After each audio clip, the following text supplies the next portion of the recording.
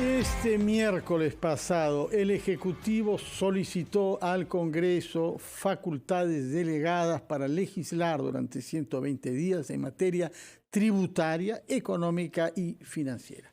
El contexto es claro. Por una parte, el Perú es uno de los países de América Latina que tiene más baja presión tributaria y al mismo tiempo más informalidad laboral. Más del 70% no pagan impuestos a la renta porque no tienen ningún trabajo declarado.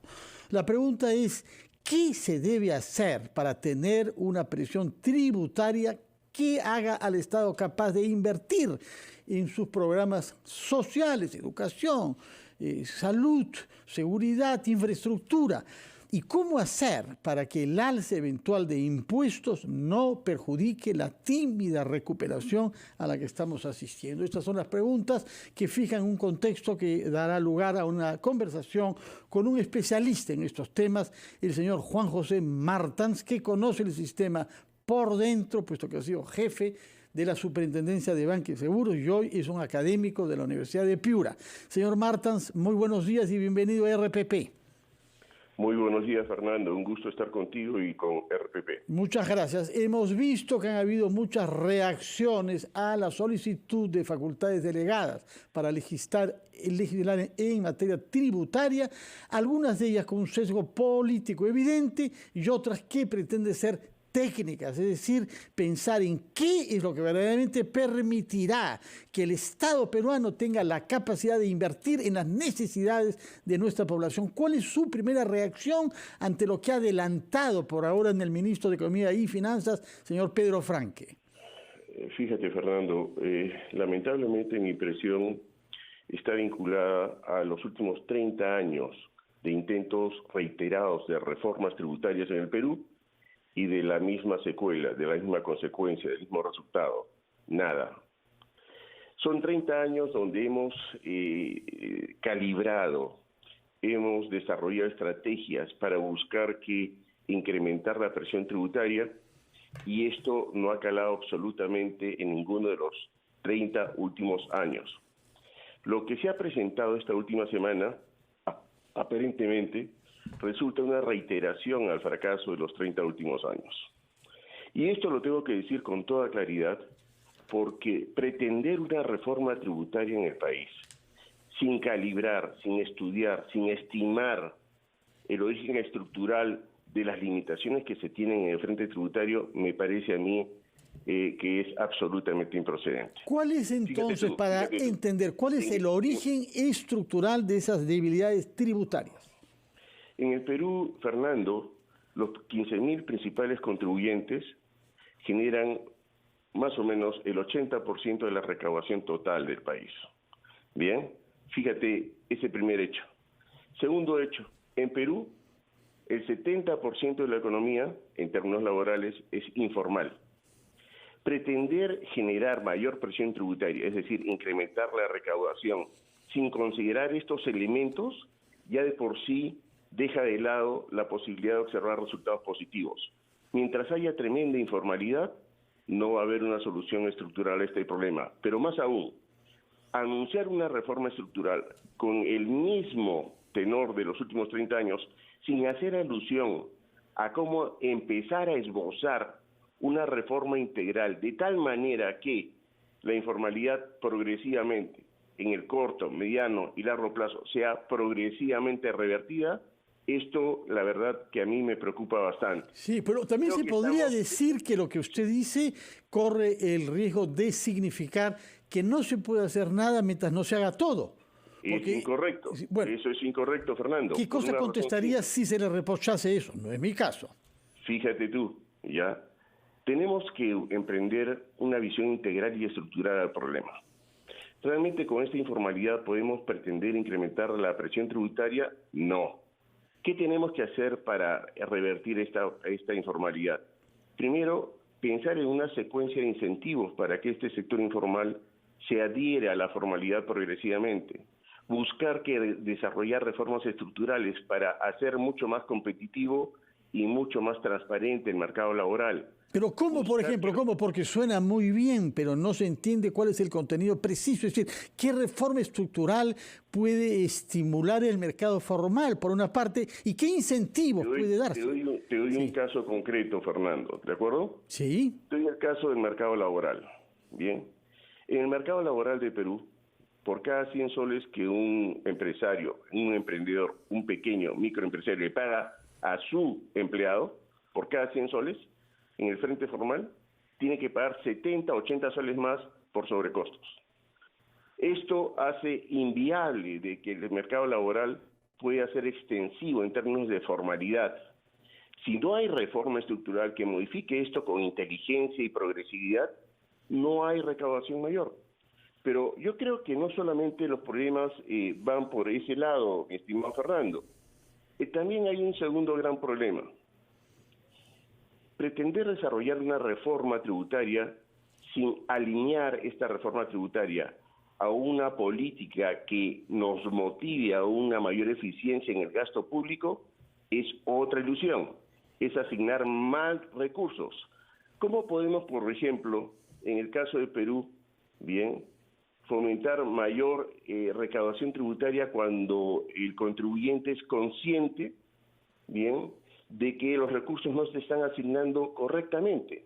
Por ejemplo. O no se están asignando del todo, simplemente, parte de ellos simplemente vuelven al erario público, ¿no? Es correcto. Por ejemplo, en lo que significa presupuesto de inversión pública, la gente tiene que conocer que en los últimos 20 años, el 25% de lo presupuestado para desarrollar inversión pública no ha sido ejecutado. Sí, es patético, es patético. Sí. Entonces, desarrollamos una política, una propuesta de reforma tributaria en ese contexto. Sigo comentando. Por ejemplo, en el caso de Perú, ya tenemos 1.800 gobiernos locales distritales. Bien, en ese contexto, ya con esa ineficiencia, ¿podemos seguir asignando recursos con eficiencia? ¿Podemos ya hacer un llamado a una mayor presión tributaria? Por ejemplo, ya se hace un llamado a la necesidad de descentralizar las reuniones del gabinete ministerial. Gran reunión en Cusco. Eso compromete gastos en pasajes, en séquitos para cada ministro, en desayunos, en almuerzos, en regreso a Lima. ¿Y qué más allá de la pose mediática? La descentralización no se hace con gabinetes descentralizados, se hace reorganizando al sector público, se hace haciéndolo más transparente, se hace buscando eficiencias en el mismo. Esto lo que se está suscitando no compromete la confianza de la opinión pública como para decir, voy a tributar más. De acuerdo, comprendo entonces este segundo tipo de crítica que usted formula, el contexto general de la política económica y de la política. Permítame, por favor, ir a una breve pausa para escuchar a los anunciantes del grupo RPP y retomamos nuestra conversación, esta vez quizá para orientarnos a algunos proyectos precisos, como por ejemplo el crear impuestos para plataformas digitales o acabar con las famosas exoneraciones y beneficios tributarios, que oigo hablar de eso hace años y décadas y efectivamente no se ha hecho mucho hasta ahora. Retomamos en unos instantes nuestra entrevista con el economista Juan José Martans.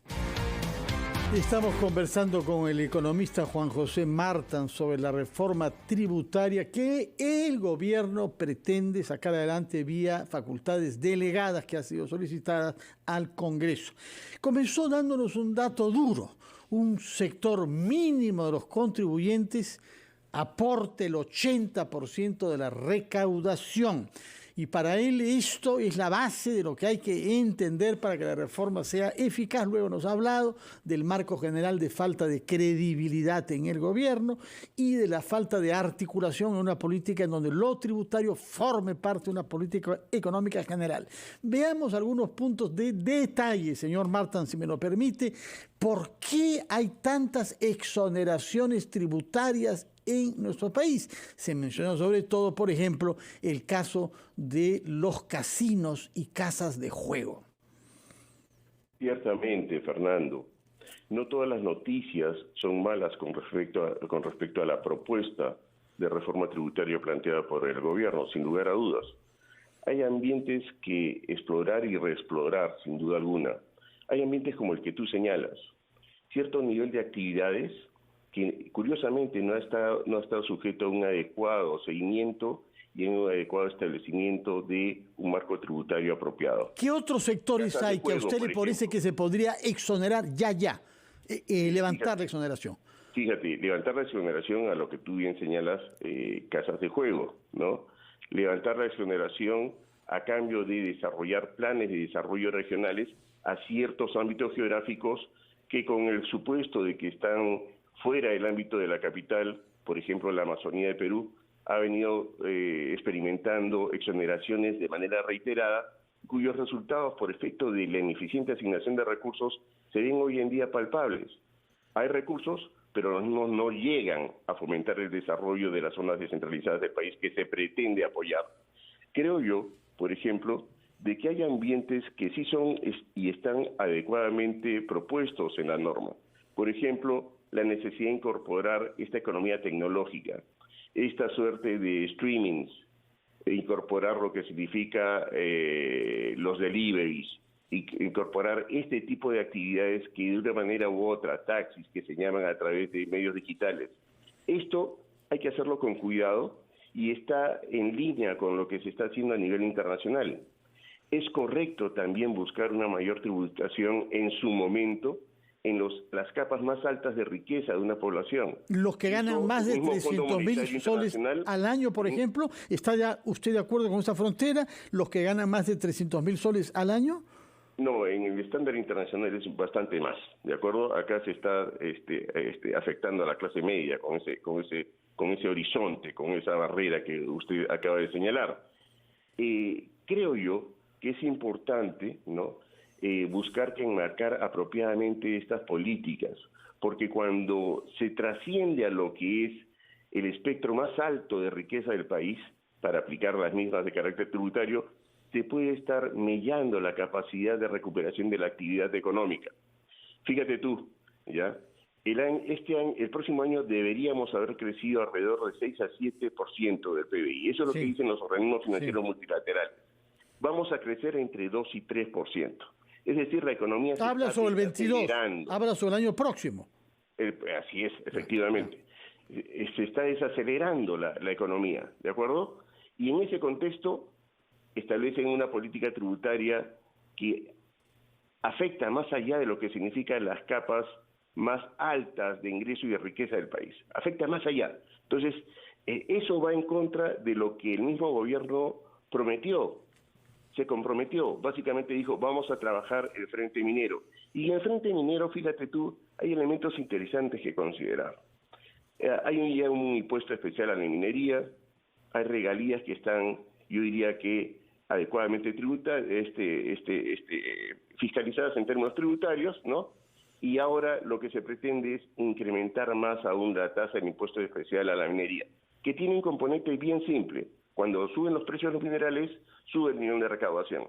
Ahora se quiere subir más el componente de la tasa impositiva para recaudar aún más de lo que ya se va a recaudar por efecto de incremento de precios de los minerales. ¿No le parece razonable ir a un pacto? ¿No le parece razonable? Sí. No me parece razonable por una razón simple. Fíjate tú. Lo que Perú va a recaudar anualmente por incremento de precios minerales y específicamente del cobre, ya es aproximadamente 3.000 millones de dólares más de lo que usualmente recauda. Es exactamente lo que pretende subir el ministro de Economía, 1.5 de nuestro PBI, 3.000 millones de dólares. Exactamente, sí. Y a eso voy. Fíjate. Hagamos aritmética simple, ¿ya? Acabamos de tomar deuda por 4.000 millones de dólares. Con emisión de bonos, dice usted, no con emisión de bonos, que ha sido exitosa, ha mostrado cierta confianza en la economía peruana, ¿no? Sí. Voy a otro extremo, 4.000 millones de dólares más, ¿ya? Le sumas los 3.000 millones por efecto de incremento. Así es. La pregunta, mi estimado Fernando, es bien simple. ¿Para qué?